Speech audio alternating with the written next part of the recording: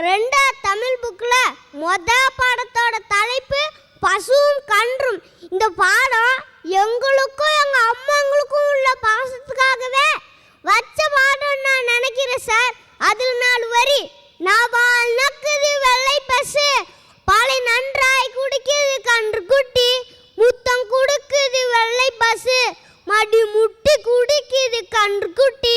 இந்த வாயில்ல மாடு தன்னோட குட்டிய நாக்குது முத்தம் கொடுக்குது. இந்த மாட்டுக்கே தன்னோட குட்டி மேல இவ்வளவு அன்பும் பாஸ் இருக்கும்போது எங்க அம்மாங்க எப்படியோ நாசமா போடானா 2.5 வயசுலயே பள்ளிக்கூடத்துல சேர்ப்பாங்க. நாம தான் மழையிலையும் வெயிலையும் காட்டுலையும் மேட்லையும் கஷ்டப்பட்டுட்டோம்.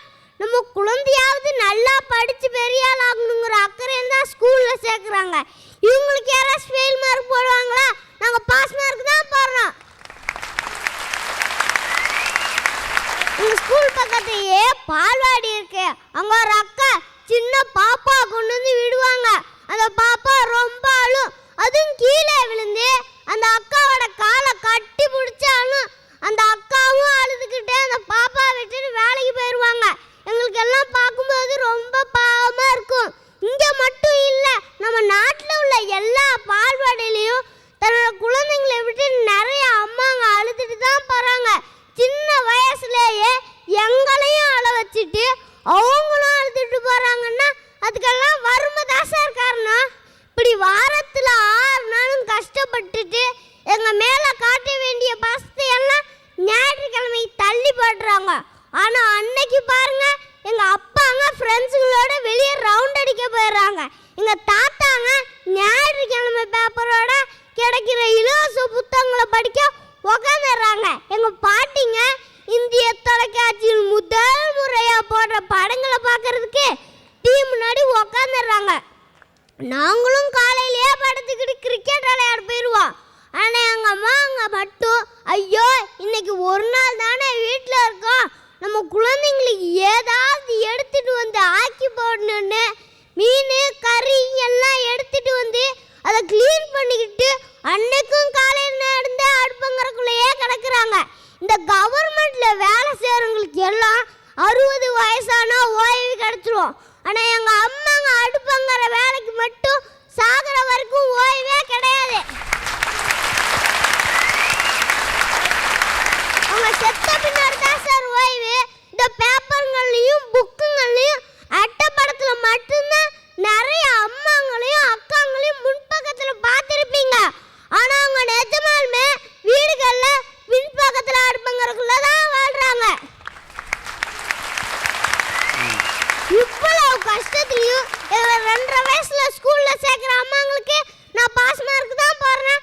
சின்ன வயசுல எங்களுக்கு பேச கற்றுக் கொடுக்கறது, நடக்க கற்றுக் கொடுக்கறது, எழுத படிக்க கற்றுக் கொடுக்கறது எல்லாமே எங்கள் அம்மாங்க தான். இதையெல்லாம் கற்றுக்கிட்டு நிறைய பேர் பெரியவங்க ஆனானே எங்கள் அம்மாங்க எது பேசினாலும் நீ பேச அடிக்கிற, உனக்கு ஒன்றும் தெரியாது, நீ பேச அடிக்கிற, உனக்கு ஒன்றும் தெரியாதுன்னு சொல்லி சொல்லி உங்கள் வாயை அடைச்சிட்றாங்க. ஒரு அம்மா மகனே நான் உனக்கு பேச கற்றுக் கொடுத்தேன், நீ எனக்கு பேசாமல் இருக்க கற்றுக் கொடுக்குறேன்னு சொல்கிறாங்க. இந்த அம்மாங்கெல்லாம் பாவம் சார். எங்கள் வீட்டு பக்கத்தில் ஒரு ஆயா இருந்தாங்க. அந்த ஆயாவோட புருஷன் அந்த ஆயாவை சின்ன வயசுலேயே விட்டுட்டு ஓடிட்டாங்களாம். அந்த ஆயாவுக்கு ஒரே ஒரு பையன். அந்த ஆயா அந்த மாமாவை சின்ன வயசுலேயே பள்ளிக்கூடத்தில் சேர்த்து வீடு வீடாக போய் பாத்திரம் கழுவி துணி துவைச்சு படிக்க வச்சாங்களா. இப்போ அந்த மாமா படித்து பெரிய ஆஃபீஸராக இருக்காரு. ஒரு நாள் அந்த ஆயா சாவ பழக்க கிடந்தாங்க. அப்போ அந்த ஆயா மாமா கூப்பிட்டு நான் செத்துருவேன், நான் செத்த பின்னாடி என்னோட சமாதி மேலே உன்னோட பேரை எழுதி வச்சிருன்னு சொன்னாங்க. அப்போ அந்த மாமா கேட்டாங்க, ஏத்தா எல்லார் சமாதிலையும் செத்தவங்க பேரை தானே எழுதி வைப்பாங்க, நீ என்னத்தா என் பேரை எழுதி வைக்க சொல்கிறேன்னு அழுதுகிட்டே கேட்டாரு. அப்போ அந்த ஆயா சொன்னாங்க, இல்லை ராசா நீ வயிற்றுல இருந்த 10 மாதம் மட்டும்தான் என் கூட இருந்த, நீ பிறந்த உடனே உங்கள் அப்பாவும் நம்மளை விட்டுட்டு ஓடிட்டாரு, நானும் உன்னை படிக்க வைக்கிறதுக்காகவே அலைஞ்சதால உன் கூட இருக்கவே முடியலை, படித்து முடிச்சு உனக்கு வேலை கிடைச்ச பின்னாடி நீ என் கூட இருந்ததே இல்லை, நான் சுமந்துட்டே இருப்பேன். இல்லைன்னா நீ என் கூடவே இருக்கிற மாதிரியாச்சும் இருக்கும். அதான் பேரை எழுதிக்க சொன்னேன் சொல்லிட்டு செத்து போயிட்டாங்க. இந்த அம்மாவுக்கு நீங்க என்ன மார்க் சார் போடுங்க? சார் நான் இப்போ ஒரு கவர்மெண்ட் ஸ்கூல்ல 2வது படிக்கிறேன். நான் எல்கேஜி யூகேஜின்னு எந்த இங்கிலீஷ் மீடியத்துலையும் படிக்கல. எங்க அம்மா என்னை 2 வயசுலயே பால்வாடியில் தான் சேர்த்தாங்க. என்னை பால்வாடியில் விடும்போது நானும் ரொம்ப அழுவேன். எங்க அம்மாவும் என்னை விட்டுட்டு அழுதுட்டு தான் போவாங்க. அப்படி சேர்த்ததுனால தான் நான் பால்வாடியில் படிக்கும் போதே பேச்சு போட்டியிலலாம் கலந்துக்கிட்டு 4 கப்பு வாங்கியிருக்கேன். நான் போன வருஷம் 1வது படிக்கும்போது திரைப்பட இயக்குனர் சேரன் சார் கையில் கவிச்செல்வன் விருது வாங்கியிருக்கேன். இப்போ 2வது படிக்கும் போதும் சன் டிவி அரட்டையரங்கத்தில் பேச வந்திருக்கேன். அப்படி சன் டிவி அரட்டையரங்கத்தில் பேசுகிற உனக்கு நான் இந்த அரட்டையரங்கத்தில் சொல்லரசன் என்ற பட்டத்தை தருகிறேன். அப்ப 2.5 வயசுல குழந்தைங்களை ஸ்கூல்ல சேர்க்கறதுல என்ன சார் தப்பு? அதனால 2.5 வயசுல குழந்தைங்களை ஸ்கூல்ல சேர்க்கிற அம்மாங்களுக்கு நான் பாஸ் மார்க் தான் போடுறேன். நன்றி, வணக்கம். வணக்கம். குள்ளம் ஆனா நமக்கு பிடிச்ச நல்ல உள்ளம். ஏன்னா நானும் பள்ளிக்கூடத்து ஆசிரியராக ஸ்டாண்டப் ஆன் த பெஞ்ச் மேலே ஏற்றக்கூடாது. நான் நெஞ்சின் மேல் உன்னை ஏற்றி வைக்க ஆசைப்படுகின்றேன். நீ பெஞ்ச் மேலே ஏறக்கூடாது. அப்படியே பேசு. அனைவருக்கும் வணக்கம். அப்படி போடு. இது வணக்கமா இல்ல முழக்கமா? ஆடு மாடு கோழி கணக்கு, குடும்ப கட்டுப்பாடு கணக்கு, மக்கள் தொகை கணக்கு, இருக்கிறவங்க கணக்கு, செத்தவங்க கணக்கு, இருக்கிற வீடு கணக்கு, இல்லாத வீடு கணக்கு, கூரை வீடு கணக்கு, ஓட்டு வீடு கணக்கு, மாடி வீடு கணக்கு, அடுக்கு மாடி வீடு கணக்கு, படிச்சவங்க கணக்கு, படிக்காதவங்க கணக்கு, வேலையில இருக்கவங்க கணக்கு, வேலையில இல்லாதவங்க கணக்கு, கல்யாணம் ஆனவங்க கணக்கு, கல்யாணம் ஆகாதவங்க கணக்கு, பிறந்த குழந்தை கணக்கு, பிறக்க போற குழந்தை கணக்கு, டிவி மிக்ஸி கிரைண்டர் கணக்கு, ரேஷன் கார்டு கணக்கு, வீட்டோட வரவு செலவு கணக்கு. எப்பா முடியல. இப்ப ஐயோ முடியலங்கிற இன்னொரு கணக்கு இருக்கு. நாட்டில் படிச்சவங்க கணக்கு, படிக்காதவங்க கணக்கு, படிச்சு அதுல பாஸ் ஆனவங்க கணக்கு, பாஸ் ஆகாதவங்க கணக்கு, அரியர் வச்சவங்க கணக்கு, அரியர் வைக்காதவங்க கணக்கு. இது ஒரு கணக்கு இருக்கு.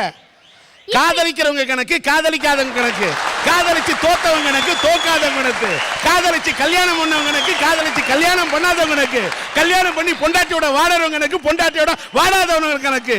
இப்படி நாட்டில் இருக்கு பல கணக்கு. நீ போட்டு எடுத்து கணக்கு. இப்படி நிறைய கணக்குகள் எடுக்கிற இந்த வாத்தியாருங்களை யாரும் ஒரு கணக்காவே நினைக்கிறது இல்ல. இந்த வாத்தியாருங்களாம் பாவம் சார்.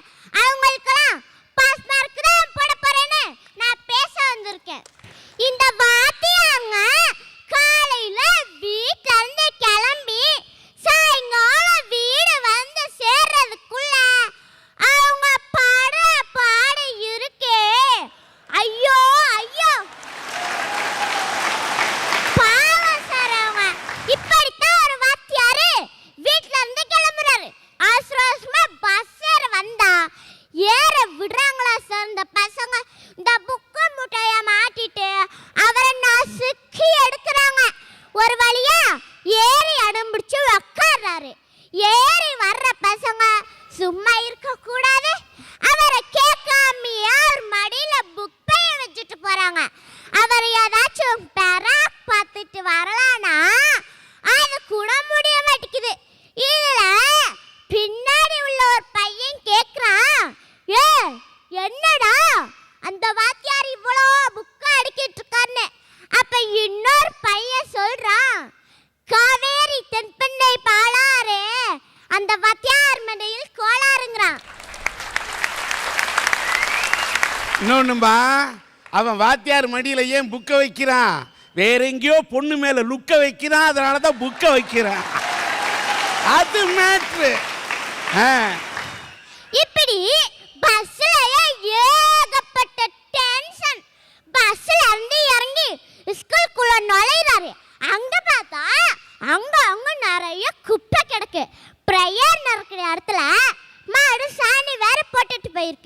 உடனே 4 பேரை கூப்பிடுறாரு. பள்ளியில் நிறைய குப்பை கிடக்கிறது அல்லவா, பள்ளி மணி ஒலிக்க போகிறது அல்லவா, மாடு சாணம் போட்டு இருக்கிறது அல்லவா அப்படிங்கிறாரு. உடனே இந்த 4 பேரும் அல்லங்க சார் அல்லங்க, நாங்க அல்லலாம். அதாவது அவர் அல்லவா அல்லவா அல்லவான்னதும் பசங்க அல்லவா அல்லவான்னு அல்லவான்னு கூப்பிட்டாங்க.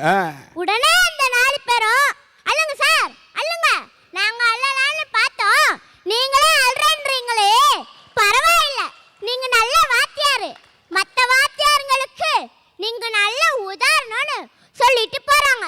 இப்படி கிரவுண்ட்லயும் ஏகப்பட்ட டென்ஷன். இவங்களையெல்லாம் ஜமாளிச்சுட்டு பாடம் நடத்துறதுக்காக கிளாஸ்க்குள்ள நுழையிறாரு. அங்க பார்த்தா எல்லாமே படிச்சிட்டு இருக்காங்க. ஆனா ஒரே ஒரு அக்கா மட்டும் 5ஆவது புக்கை வச்சு படிச்சிட்டு இருக்கு. இவன் அந்த அக்கா கிட்ட, உனக்கு அறிவே இல்லையா, 10ஆவது படிச்சுட்டு 5ஆவது புக்கை படிச்சிட்டு இருக்கேன்னு கேட்குறாரு. அதுக்கு அந்த அக்கா சொல்லியிருக்கு, சார் நீங்க தானே சொன்னீங்க நேற்று புக்கு இல்லாதவங்களாம் கடைக்கு போய் புக்கு வாங்கி படிங்க, நீங்க கடையில் 10ஆவது புக்கு எல்லாம் தீந்துருச்சா, அதனால நான் 5ஆவது புக்கு வாங்கிட்டு வந்துட்டேன். 5ஆவது புக்கு சேர்த்தா 10ஆவது புக்கு தானே, என்ன இருந்தாலும் எனக்கு படிப்பு ரொம்ப முக்கியம் சாமிச்சு.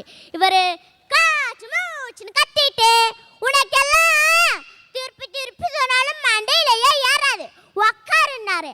அதுக்கும் அந்த அக்கா, சார் எனக்கு திருப்பி திருப்பி சொன்னால் மண்டையில் ஏறாது, நேராக சொல்லி கொடுங்க சார், அப்போதான் எனக்கு மண்டையில் ஏறும்னு சொல்லியிருக்கு. இவர் போதுண்டா சாமி, ஒவ்வொரு இடத்துலையும் ஒரு 7 இருக்கீங்கடா, எல்லாருமே அகராய் பிடிச்ச பைபிளையா இருக்கீங்க, இனிமே இந்த ஸ்கூல் பக்கமே தலை வச்சு படுக்க மாட்டேன்ட்டு வீட்டுக்கு போயிட்டாரு. இவருக்கு யாராச்சும் பெயில் மார்க் போடுவாங்களா சார்? நான் பாஸ் மார்க் தான் சார் போடுறேன்.